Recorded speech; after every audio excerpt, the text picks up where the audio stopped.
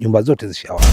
Basi moto ulipanda juu, then ulikuwa mkubwa, lakini moto ulikuwa ni mkubwa, umeleta athari kweli kubwa. Ripoti za Mjawiri Online TV moja kwa moja zimefika mkoa wa Kusini, wilaya ya Kati. Leo tunakuripotia tukio la kusikitisha lililotokea katika kijiji cha Uzi Mchangamle. Bangalo 4 zinazomilikiwa na Mbaraka Mtumwa zimeungua moto. Pogba Michael ameongea kwa niaba ya mmiliki, na yeye ameshuhudia tukio hili la uwakaji wa moto katika bangalo hizi, na amesema mkasa huu ulitokea majira ya saa 11 kasoro. Kulikuwa na mtu ambaye alipewa kazi ya kusafisha eneo pembezoni mwa hoteli, kuchoma majani. Lakini sasa mida ya jioni kulikuwa na upepo mkali sana, na mimi ndio nilimzuia sichome kwanza, kwa sababu kuna upepo mkali, na tulizungumza tukaelewana. Lakini baada mimi kutoka kwenda nyumba ya pili kupata chakula, yeye alichoma, na baada ya kuchoma hakubaki pale pale, alichoma then akaenda nyumba ya mbele zaidi ya mwisho kwa lengo kuchoma taka zingine. Sasa kitendo cha yeye kutoka, ule moto ndipo ulipozidi kuwa mkubwa, na watu walikuwepo, lakini watu walikuwa mbali kidogo, distance kubwa kidogo na moto ulipo.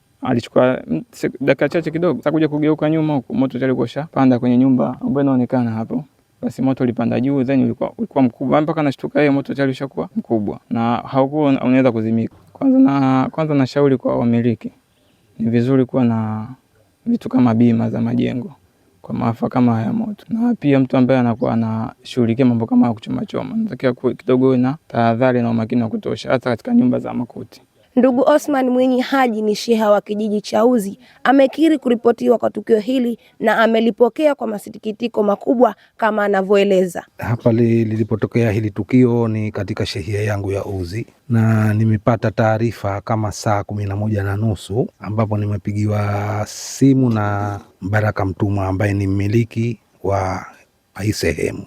Lakini nilipokuja, yani moto ushaunguza nyumba zote 4. Walikuja fire, lakini walipokuja moto ushamaliza, yani wamekuja kumaliza tu kuweka sawa ili usiharibu kwingine, lakini nyumba zote zishawaka. Aidha hayo, sheha ametoa ushauri kwa wamiliki wa bangalo hizo pamoja na wafanyaji usafi katika maeneo hayo kuwa na umakini wakiwa wanachoma taka ili kuepusha athari zinazoweza kujitokeza. Ushauri wangu wawe makini tu kwenye kuwasha moto, kwa sababu moto ni kitu kimoja hatari sana.